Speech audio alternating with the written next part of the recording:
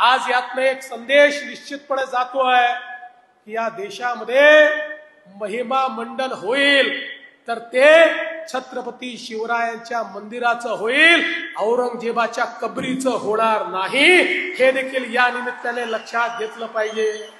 आज हे ठीक आहे, खरं म्हणजे त्या औरंग्याची कबर कशाला हवी, परंतु आपल्याला देखील कल्पना आहे की एएसआयने त्याला 50 वर्षापूर्वी संरक्षित म्हणून अशा प्रकारचं त्या ठिकाणी स्थळ म्हणून घोषित केलेलं आहे आणि म्हणून त्याचं संरक्षण देखील करायची जबाबदारी ही राज्य सरकारवर आणि केंद्र सरकारवर येऊन पडलेली आहे।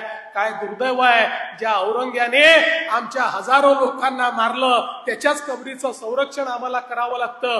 पण एक वचन तुम्हाला निश्चितपणे देतो, काहीही झालं तरी या महाराष्ट्रामध्ये औरंगजेबाच्या कबरीचं महिमा मंडन होऊ देणार नाही, त्याचं उदात्तीकरण होऊ देणार नाही। त्याचं उदात्तीकरण करण्याचा कोणी प्रयत्न केला तर तो प्रयत्न त्याच ठिकाणी चिरडून टाकण्याचं काम आम्ही केल्याशिवाय राहणार नाही।